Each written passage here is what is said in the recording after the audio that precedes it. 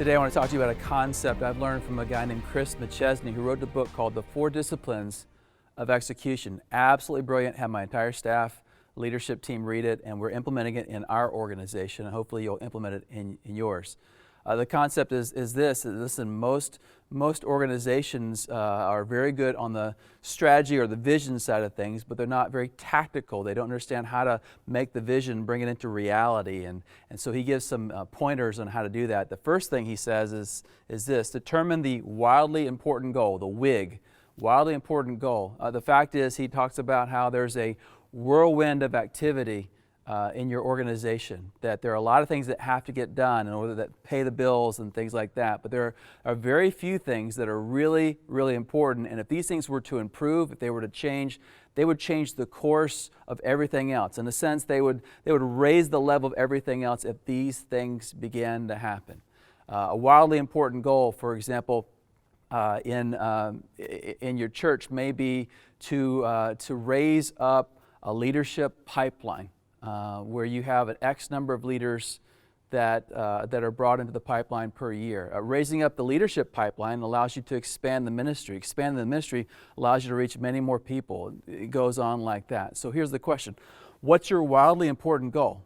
Over the next 12 months, what one thing, if you were to focus on it and it was to actually happen and occur, would raise the level of everything else in your evangelism, your discipleship, your worship service, everything else? What would be that one thing for you? At Converge, in our movement, we realize it's the raising up, recruiting of church planters, because church planters actually raise up new churches, and new churches raise up new disciples and new believers, and that's our thing. Our wildly important goal is church planters, raising up church planters. Second, you would define the lead and lag measures. A lag measure is a measure of something that's already happened that can no longer be influence. For example, in your church, it would be your attendance last weekend or your giving last weekend. That would be a lag measure. It may be the number of baptisms you had in the past. It may be the number of people in a small group. All those things are lag measures. A lead measure is different.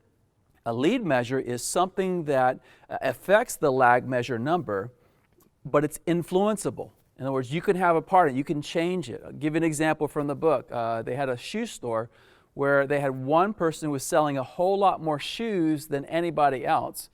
And they found out the reason was the only difference between this person and everyone else was that when the people came into the store, this person would measure the size of the foot of every customer that came in. The result was he was selling 4 times as many shoes as anybody else simply from measuring the foot. So a lead measure in their store became how many feet did you measure people that came into the store.